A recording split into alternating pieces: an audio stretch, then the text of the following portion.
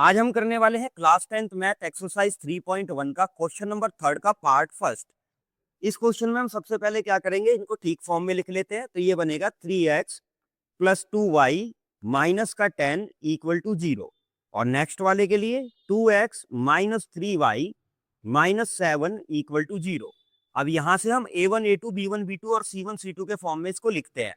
तो a1 यहां पर है 3 और a2 यहां पर है 2, b1 यहां पर हमारा है 2 और b2 हमारा है यहाँ माइनस का 3, और c1 की वैल्यू है यहाँ माइनस का 10 और c2 की वैल्यू है यहाँ माइनस का 7।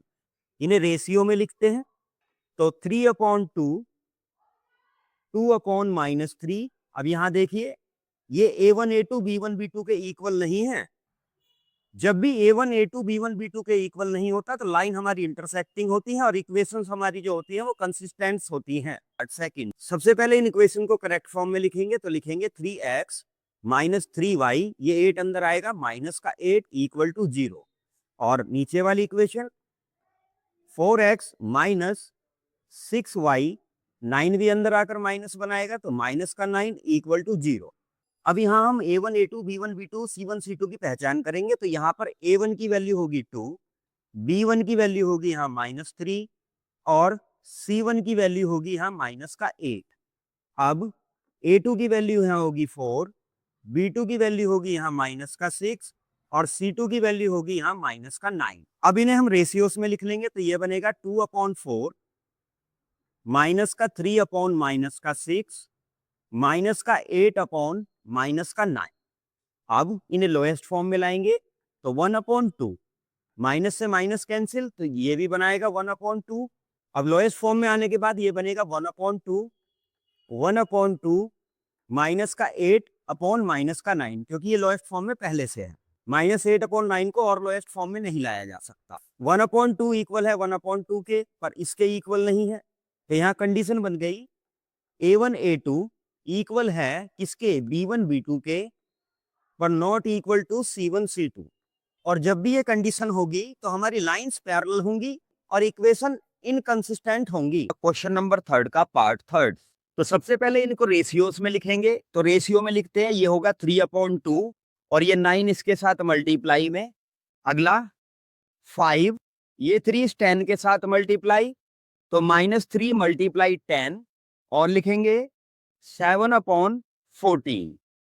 अब 3 से 1 टाइम, 3 से 3 टाइम, 5 से 1 टाइम, 5 से 2 टाइम, 7 से 1 टाइम और 7 से 2 टाइम। अब इन्हें आगे लिखेंगे 1/2 मल्टीप्लाई 3 होगा 6, यहाँ 1 अपॉन में -3 मल्टीप्लाई 2, तो ये बनाएगा -6। 1/6 और 1/-6 दोनों अलग अलग है, तो हम क्या लिखेंगे, ये इक्वल नहीं है। हम लिखेंगे a1 a2 not equal to b1 b2। अब जब a1 a2 नॉट इक्वल है b1 b2 के, तो लाइन हमारी इंटरसेक्टिंग होगी और इक्वेशन हमारी जो होंगी कंसिस्टेंट हो जाएंगी। क्वेश्चन नंबर 3 का पार्ट 4। तो सबसे पहले इनको स्टैंडर्ड फॉर्म में लिखेंगे। 5x माइनस 3y, ये 11 अंदर आके बनाएगा माइनस का 11 इक्वल टू 0। माइनस का 10x प्लस 6y, माइनस का 22 अंदर आके बनाएगा प्लस का 22 इक्वल टू 0। अब यहाँ a1 a2 b1 b2 c1 c2 की पहचान कर लेते हैं। तो a1 यहाँ हो जाएगा 5, b1 की वैल्यू होगी यहाँ माइनस का 3 और c1 की वैल्यू है यहाँ माइनस का 11। a2 की वैल्यू है यहाँ माइनस का 10, b2 की वैल्यू है यहाँ प्लस का 6 और c2 की वैल्यू है यहाँ 22। अब इन्हें रेशियोस में 5/माइनस का 10 माइनस का 3/6 और माइनस का 11/22।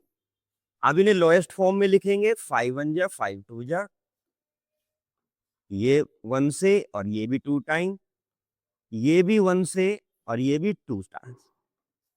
अब न्यू रेशियो हमारे पास होंगे माइनस का 1/2 माइनस का 1/2 और माइनस का 1/2। ये तीनों इक्वल है। हमारी कंडीशन बनेगी a1 a2 इक्वल है b1 b2 के और c1 c2 के। जब भी A1 A2 B1 B2 और C1 C2 तीनों बराबर होते हैं तो लाइन हमारी जो होती है वो कोइंसिडेंट होती है और इक्वेशन हमारी कंसिस्टेंट हो जाती हैं। क्वेश्चन नंबर 3 का पार्ट 5। तो सबसे पहले इनको रेशियो के फॉर्म में लिखते हैं, तो ये बनेगा 4/2 मल्टीप्लाई 3, 2/3 और 8/12। अब इन्हें लोएस्ट फॉर्म में लिखेंगे तो 2 से ये 2 टाइम, 4 से ये 2 टाइम और 4 से ये 3 टाइम। तो न्यू रेशियो हमारे पास आते हैं 2/3, 2/3 और 2/3। 2/3 ये तीनों इक्वल हो गए, 2/3 इक्वल है 2/3, 2/3। तो यहाँ पर कंडीशन बनेगी A1 A2 इक्वल है B1 B2 और C1 C2 के। जब भी A1 A2 इक्वल होता है B1 B2 और C1 C2 के, तो लाइन हमारी जो होती है वो कोइंसिडेंट होती है और इक्वेशंस हमारी कंसिस्टेंट हो जाती है।